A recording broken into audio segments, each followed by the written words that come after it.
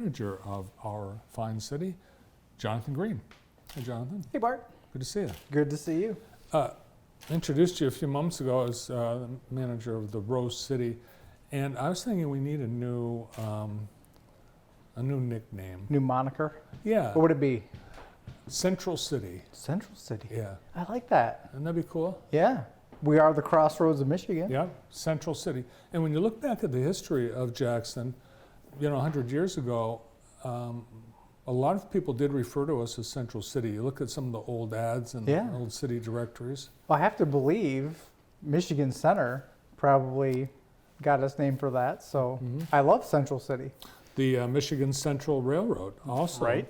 headquartered MCRR. here. Yeah. What do you got to do? With the petition? I think executive proclamation From you. I don't know. I think you've got more clout than I do when it comes to things like that. Well, maybe it's something we can, as a community, discuss. But I know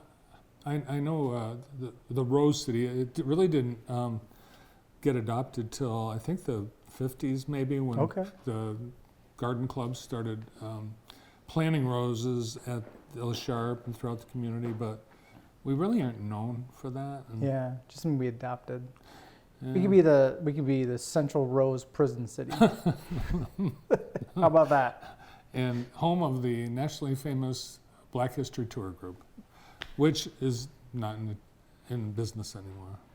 It's so random when that comes up, when I see the signs and I think like, it was awesome when I really it was. need to look into that. Yeah, it was awesome when it was active. But when was it active? Oh, I think during maybe late 90s, early 00s. Okay. Yeah. But they performed at the White House. That's awesome. Yeah, it's awesome. All right. So, well, that's something to think about. Central City. Last night, council met a couple of things that caught my eye. You, as a council, approved a pilot payment in lieu of taxes for a new apartment project. Yeah, that's really exciting. I'm really excited for that project. I think what it shows is that the success we've had downtown with our redevelopment efforts, with the businesses coming up, and with the housing downtown, seeing that branch out and to go outside of downtown, I think is really important. So that's 51 residential housing units, and I think it's really targeting the sweet spot, I would say, for a lot of Jacksonians' income levels. I mean, we're talking about people who would work in the service industry. People would make, families make anywhere $15 to $25 an hour, around there, $20, $25 an hour. And I think when you look around, you see the myriad of job postings. The wages they're paying would directly relate to someone who would live in those Greenwood apartments.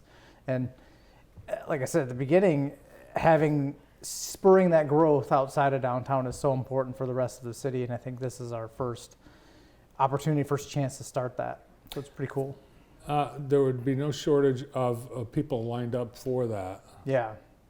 I mean, anecdotally, I mean, if you are aware of what's happening in the country and in the state with housing, you just know, like, we could use a little bit more housing. And there's a plot of land. It makes me think with Greenwood Avenue, further down at Griswold, where the old Griswold school is. What's right now there are no plans contemplated for that, and the owner is actually an out-of-state owner, and our interaction with them was about a demolition permit, and since then, nothing. I do think that could be something. I just don't know what their intent was with that. So we've had a little bit of communication, but I think it's one of those things where it's not prioritized on their end. So we just need to keep things warm, keep the relationship going, and see what we can develop there. Yeah, well, I think it could easily hold 10 to 15 single-family. Oh yeah, especially when you think about how the city's laid out, and I think you might want to increase the lot size a little bit to be in terms with how people live now. We don't really have 33-foot lots and very narrow homes anymore. But I think you could definitely have some sort of housing development there that would be single family driven for sure. Yeah, that'd be neat. So somebody, I think so much of what's going to happen as far as expansion or growth in the city is going to be based on demand. People are just going to see opportunity, Yes, and jump at it. and I think that's where the city needs to spend its efforts, is setting the table for those developments to happen, and to be ready to respond to the demand and the opportunities that developers in the private sector bring to bear. As a city, we're not going to be building housing. We're not going to be, erecting apartments. But what we can do is make sure we have solid development practices, appropriate amount of rules and regulations to affect the kind of community that is worthy of development and the kind of community we all want to live in. But after that, it's important for the city to get out of the way and to do what we can to spur those developments on and champion them the best way possible. Another area that is ripe for development is the MLK Corridor, and you took some action last night. Yeah, we've had the Corridor Improvement Authority for about a year now, and we've been taking some time to assess where we can make the biggest impacts and how we can set that Corridor Improvement Authority up for success. And from a strategic standpoint, we thought we could expand the boundaries a little bit to where areas where we think we can get some early wins with redevelopment and kind of bolster their revenue stream to do more of the public improvements along the corridor. So we asked council to expand their boundaries, and thankfully council saw the wisdom of that, just like staff did, and approved it. And it goes a little bit on Cooper Street now, and obviously it goes down Prospect, but I think that area is another ripe area for redevelopment and set up for success and be another continuation of what we've had downtown. I think we can replicate the success we've had right here in the heart of Jackson to go down Greenwood and then to also go down MLK. Yeah, and I think, as you've seen with those two examples, once something starts, it doesn't take long for someone to follow. Yeah, and I think, again, I will give credit where credit is due to my predecessor for having a vision for downtown and knowing that our responsibility as a city was to set the table for redevelopment. And I think we're going to do the same thing on the MLK Corridor. My ideas would be to really orient that strip or portions of that strip to be more pedestrian friendly, to slow traffic down, and to be a destination in and of itself instead of just a pass-through area. I know one of your hopes is a grocery store in that area. Yeah, I mean, it is a hope for sure, and it's one of the things that a downtown grocery store or a grocery store in MLK is something that has been talked about ever since I've been here, since 2009. I think now more than ever, we're seeing the need to have resources that are closer to people. And I think now more than ever, the market and the way grocery stores can operate have shown that they can fit in the smaller areas and smaller footprint places and be successful. I think years before, it just wasn't clear to the operators that would make sense. But I think people are starting to understand that it's possible, and we can do some things in the city and the Corridor Improvement Authority to make the economics work. Then we should do that. Yeah, I have seen the smaller market concepts in other towns, and so I guess it's great that they're proving it in other areas, and it's only a matter of time, I think, before someone brings it here. And we've got the right people working on it. We've got the whole Corridor Improvement Authority board, they have that as a priority. We have it as a priority for the city of Jackson. So I've got our economic development team, which consists of our community development department, and then our contractor, Scott Fleming from the Anchor Initiative, who really drives our economic development efforts in the city, all focused on that and all working together. And I think with all the resources we have, the people and the talent and the connections, I think we'll see something happen sooner rather than later. Well, it's the city's heavy spending season. Summer brings more construction projects. You've got the parks, all the programs, staffing opening up, Nixon Pool. It's a pretty heavy load on the city in the summer, isn't it? It is. I was just texting with a council member about where our priorities lie right now. The specific project wasn't getting picked up, and just said to say, hey, right now it's really hard to focus resources on that sort of thing. We've got to get ready for Memorial Day. The Memorial Day weekend in our cemeteries is very important. We take it seriously, making sure we're presentable.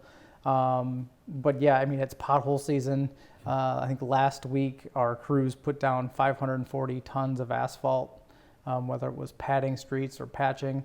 It's a crazy number to do in 1 week. And so yes, it's all very busy right now, and the weather sometimes cooperates and sometimes doesn't, but we've got a great staff at the city who always find ways to make things happen. And with a great council who adopts a budget for us to work within and understands when we come to them with specific requests to increase in certain areas, it's because we're responding to what we think is going to make a difference in the community. So it's helpful that everyone is aligned from that perspective. Yeah, and the council approved your budget last night. It's this thick. I haven't had a chance to look at it, so I'm not sure, what the highlights are. Can you summarize? Yeah, I mean, $3 million roughly in local road reconstruction projects. There's, some park improvements. Actually, you mentioned Nixon Pool. I was at Nixon Pool earlier today getting a tour of the preparations to reopen that. That's been mothballed for 2 years.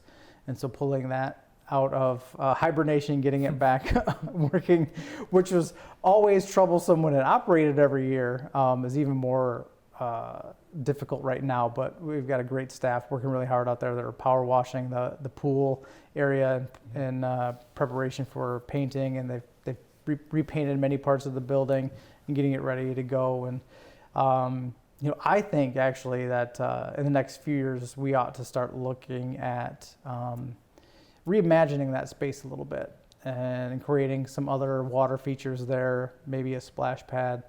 Maybe look to renovating or building a brand new facility there with concession stand, locker rooms, just replicating what they have there. But what they have there was meant for ice skating rink, and the floors are show a lot of wear. The building itself, and I'm no structural engineer, but the building itself looks like it needs a lot of work. So we're doing our best right now coming out of the pandemic to get it in a space where people can enjoy it safely this year. But I think we'll be working on some plans for how that area can be reimagined, like I said, and probably offer a greater benefit to the city and surrounding areas. Nice. One more question on housing. We have some developers that have the option on the Hayes building. I know you brought in their architects a couple weeks ago. Things still moving in the right direction? Still moving in the right direction on that. I know it's one of those things where, as you've probably experienced over the years, it's like, okay, what's going to happen now? But our track is progressing well. The developers are still doing their due diligence, still happy with what they see. Right now, our biggest tasks are working with the state of Michigan to line up the appropriate amount of incentives to make that development happen. It's something that can't be done without their help. Really, the city's involvement is to offer low-cost entry fee for the building, next to nothing for the building, and the rest of the heavy lifting needs to really be done by the state of Michigan to see this project come through. There were developers interested in a couple of other plots downtown, one next to, actually between the two Family Service and Children's Aid building, and another across from Steve's Ranch. I know they had even drawings of what those buildings might look like. They had to go to the state.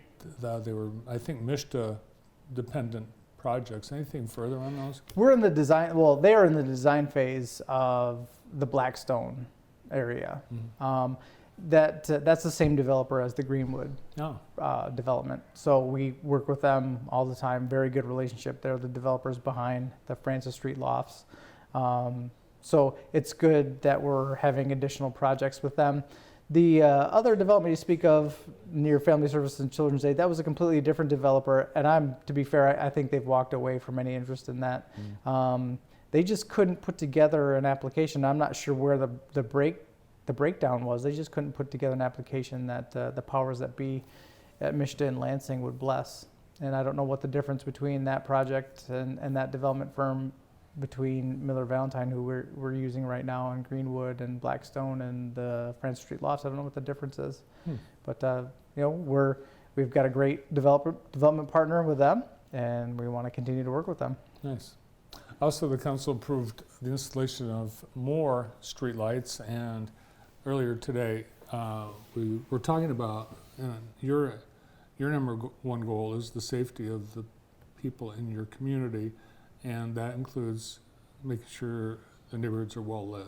Yeah, it's a strong component of it. I think that it's when it comes to safety, there's responsibility on both parties. Number one, the city, and then number two, the property owner and homeowner, to take the right measures to create a safe streets and safe environment. So we look at our street lights to make sure they're appropriately spaced out, not too far apart, and obviously not too close. That's what we can do. And I think it's also important for homeowners to go beyond that and do what they can on their own property, something the city can't do. And that means trimming trees that are on their property, making sure bushes are trimmed up, and doing what they can. If they have a porch light, making sure their porch light is left on or at least motion detected at night. And then maybe if they have opportunity or a side door, make sure that's well lit as well. But safety, I do take it very seriously, the safety of our residents. I want to do all that the city can, but also know that we have some limitations, but also those limitations provide opportunities to work together and to have everyone understand and work toward the common goal of creating a safe city. Yeah, everyone has their own responsibilities to, keep their own property looking good. You'd love to be Ann Arbor city manager right now because the council voted to allow people to not mow their lawn and grow their grass 2 to 3 feet high in order to have a nice environment for bees and pollination. Oh, okay. Yeah. Yeah. I would not love to be the Ann Arbor city manager. I love being the Jackson city manager. So regardless of whatever rules they have or don't have over there, make it clear I love this job. Can you imagine? There's probably people that live next to these overgrown. It's like, well, the city says we can do it. Good for them, I guess. But not in Jackson. Yes, Bart's going to come. No, you come around. Someone does. Someone does. Someone does. All right. Well, thanks for all the updates. Yeah, you're welcome. Thank you for having me. You bet.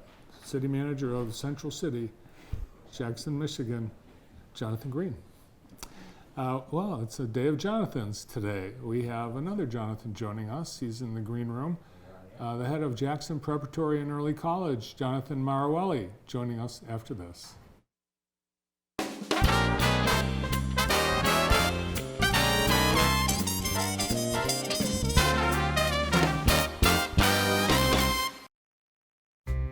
Gilbert Chocolates has been a Jackson tradition for over 120 years. We've built a reputation for quality gourmet chocolate that you can taste in every bite. Handcrafted and made fresh right here in Jackson. Enjoy a variety of fudge, chocolates, truffles, and more. Create your own gold box or gift basket. Visit us at our new location inside Briarwood Mall in Ann Arbor, as well as Jackson Crossing and our factory location in downtown Jackson. Gilbert Chocolates. We are the sweet soul of Jackson. The library? Oh, it's not for you. Sure, there's not much to choose from. The library is behind the times. And if you forget your book, forget about it. Oh, but when you're on the go, the library's a no-go. Students, stay at home. Although, there is an awful lot going on there. Even yoga. Actually, the library really is so much more than you think. Jackson District Library, a place to discover.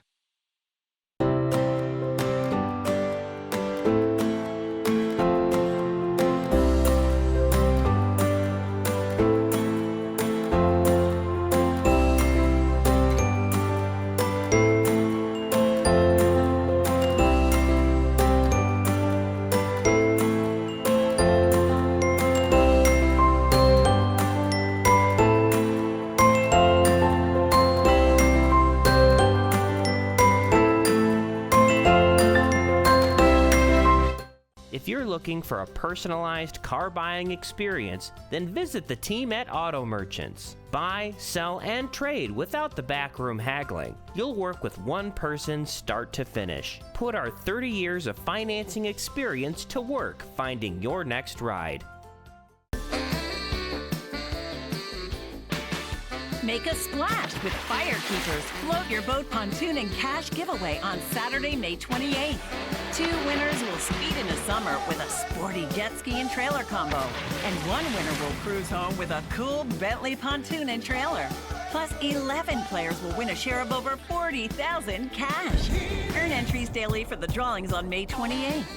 Get your Vegas on at Firekeepers Casino Hotel. Home is where the heart is, inside and outside. Increase the comfort of your deck or patio with a retractable awning from Addison Awning in Jackson. The touch of a button turns bright sun into soothing shade and reduces energy costs. Addison Awning is proud to be one of Michigan's largest awning shops with hundreds of fabrics and styles to choose from. Last year's demand created wait times, so order now and be ready for summer. Call Addison Awning in Jackson at 782-8473. That's Addison Awning, 782-8473. Over time, we've seen more and more people frustrated with their dental benefits. They thought that because they had dental insurance, they'd be well taken care of. Well, that's exactly what the insurance companies want you to believe. They figured out a way to collect your premiums while continuing to limit your choice of doctor and your choice of treatment. There's not one company better than the others. They've created an environment where dentists diagnose treatment or recommend care based upon your insurance dollars available. That's not the way people should be treated, and we think there's a better way. We put the interest of you and your family first. We take the time with you to figure out how to get the care you need, whether it's with your insurance or not. We are Dentistry by Design, and our mission is to make excellent dental care a joy. Please call, visit the website, or drop by the office. We'd love to answer any questions you may have. And be sure to ask about our exclusive membership program to help you save on the cost of your dental care. Our property of the day is sponsored by the mortgage department at Flagstar Bank. Thanks, Flagstar. They are experts and leaders in our community and in the state. Because of their expertise, speed, knowledge, they are anxious to help you get the process started with a free pre-approval. Call Stephanie at Flagstar Bank. Today, we're excited, as is Heather Herndon, about an extraordinary property. Heather and her team, they're at the Cascades, are available anytime and anywhere. 787-9800, Howard Hanna and Heather Herndon. Showcasing today, 6844 Napoleon Road. This extraordinary